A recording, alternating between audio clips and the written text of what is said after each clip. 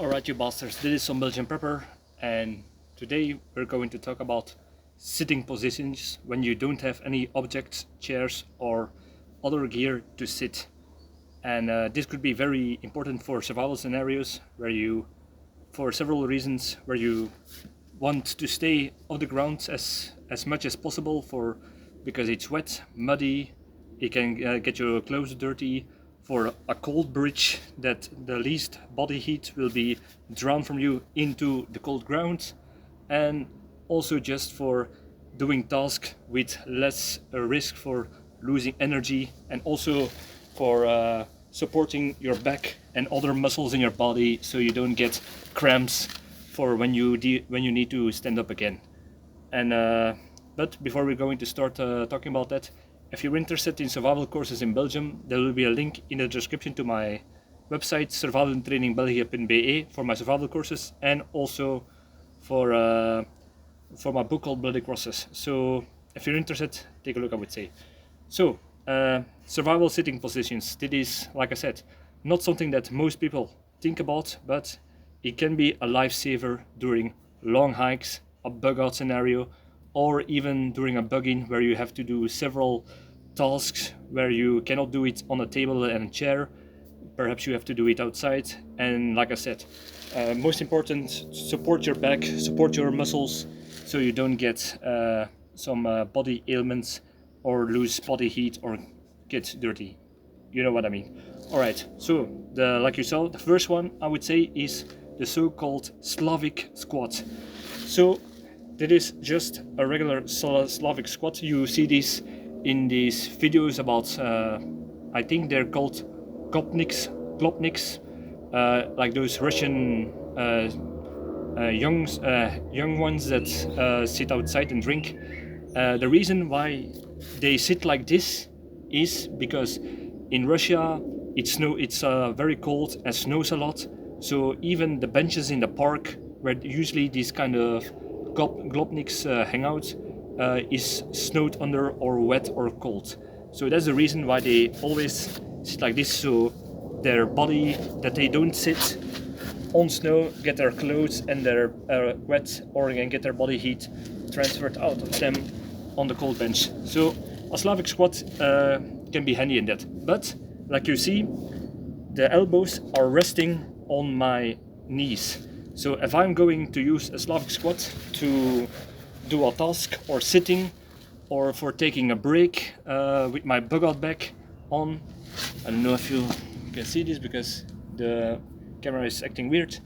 So like you see, my elbows are supported on my knees, and my knees are on my foot, which is a minimal place where my body heat can leave and I get off the dirty ground.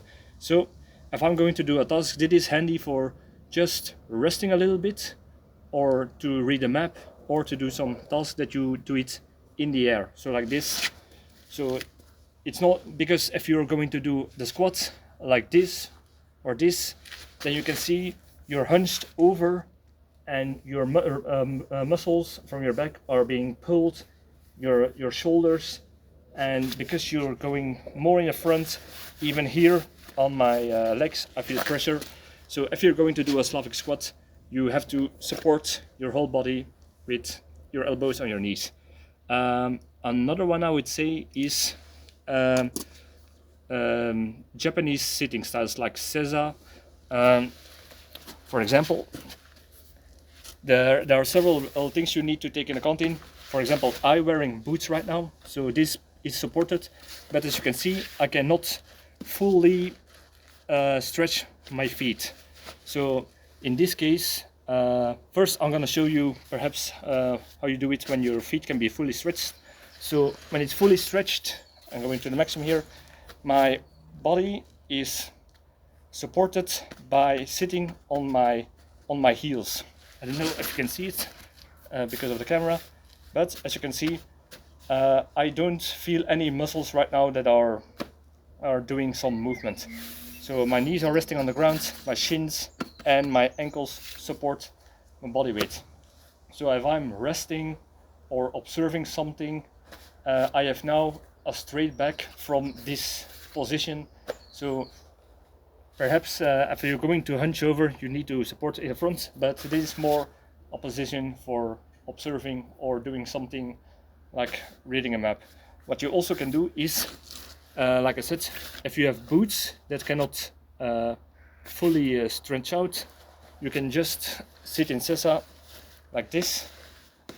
You're a little bit higher, but the principle is the same. You sit on your heels, and because it's in a slope, because my legs are going in a slope in frontward, I'm digging myself into the ground without needing to push with muscles to keep me straight. So yet again, my back is straight, and I can do whatever task I have, like this, observing, reading a map. There are other Japanese sitting positions. One of them is like this. So now a little bit difficult with boots because there is a certain knot that is digging into my feet. So that's something that I need to work out. But the principle is you sit on the side of your foot. I don't know if you can see it. Perhaps if I sit like this, as you can see, I'm resting on my shin, on the other side of my chin and my feet that are sideways. And actually, you can, I don't know if you can see it well, but the side of my boot, which is now in a sort of seat, I can use this to sit like this. And it is also minimal touching the ground. And yet again, I can support my back, and because I'm now a little bit more sloped, I can rest with my other foot against my body. So it's not my back that is carrying me, it's my knees now. So I can do now a task here, and I'm resting against my knees and my upper leg without needing to use the muscles in my back right now for a certain task. So these are like the Japanese sitting styles. There is also side sitting. Side sitting is just like you see, side sitting like this, and this can be done in two ways that I see fit. This is more of a way of sitting because you have more surface on the ground that you're touching with your body. So this is more ideal if you're going to sit close by a fire. You have sit closer by the fire. The fire that is warming the ground around it can be absorbed from beneath, and you can perhaps mend a fire. And because you're side sitting, you can rest your legs, and as you can see, the upper body is in the air, but you can either do a task with one hand, like mending the fire, or stirring a soup by the fire, or some food, or eating, and you are supported by your by your shoulders. So that is more for when you're in a resting position and you still have to do some one-hand task. What you also can do is you can do side sitting, and if you have a task that need two hands, you can rest on your elbow and do a task like this. And that is actually the same way. You're supported by your shoulder. Nothing is being pulled on my back. So yet again, it is more of a also energy conserving resting position that way, and you're also a little bit lower. So that could be handier if you are going to rest and you cannot sit too high. Perhaps you're in long grass or whatever. So that's also a way of sitting. And yeah, there is also a way of sitting like they're doing in the Middle East or Southeast Asia, and that is actually a little bit like the Slavic squat, but as you perhaps can see, is a mix of the several things that I showed you. So you're sitting like a Slavic squat, but you're hunched over, and your whole front body is resting on both your legs like this. So you can still have your hands. You can even be supporting on your knees to do a task. The back is in resting position. Your shoulders don't get tired, and your elbows are resting. So you can do a task that needs minimal movement, perhaps, and you can also do some beneath it. So, like I said, you're resting, and also your butt is resting on your above your ankles. So, yeah, that is yet again a position where your whole body doesn't use and put any strains on certain muscles. It's mostly only your hands that you're doing. So, yeah, these were several sitting positions to avoid spraining muscles, spraining your back. Keep as much of the ground as you can. Keep you more dirty, keep you more clean, and also a low profile. And also, it's a way to be sitting and be able to get away quickly if there is any danger coming around.